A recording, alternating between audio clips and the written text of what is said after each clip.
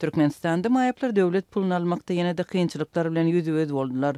Balkan vilayetinde aprel aýynyň puly henidem tölenmedi. Azatlyk radiosynyň habarçylary döwletiň kömek pullaryna garaşly adamlaryň ýagdaýy barada maglumat berýärler.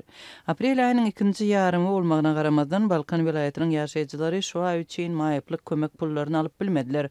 Bu jypsyz pul köpler üçin ýeketäk eklenç çeşmesi bolup durýar. Yerli häkimetleri pulun gejikdirilmeginiň kömek pulunu alýanlaryň öz maýaplygyny tasdiklatmak üçin goşmaça barlygdan geçmeginiň zerurdygy bilen düşündirýärler. Maýyplara Balkan awadyň birinji saglyk öýüne maýyplary hasaba alyş bölümini hemme taraplaryň barlygdan geçmelidigi düşündirildi.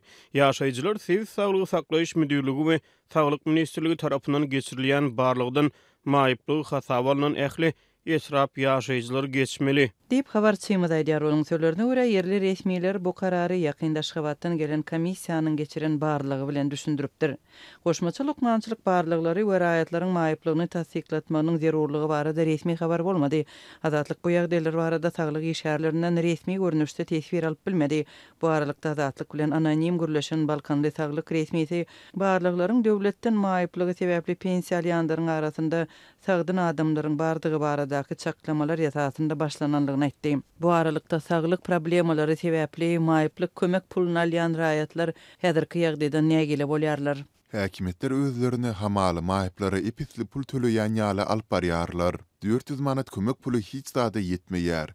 Derman beýledi dursun, hatta bir hepdelik çöregi de zordan ýetýär. Maýyplara iş tapmakda kömek etmeýän döwlet adamlary iň bolmanda kömek pulunu bir bersin. Muňa derek maýyplar tebit merkezlerine barıp ýyşy ukypsyzdygyny gaýtadan subut etmeli.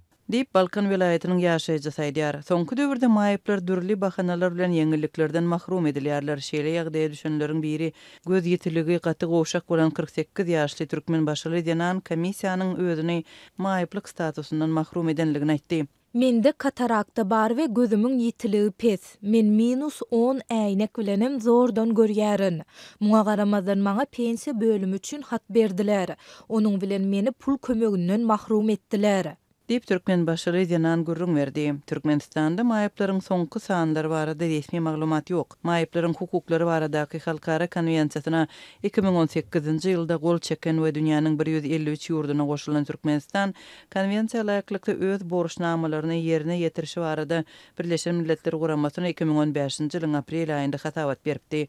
Şol hatabatda Türkmenistanyň pensiýon fondunyň maglumatlaryna salgylanyp ýurtda 121.810 maýyp adamyň hatabalynanlygy ma'lum edildi.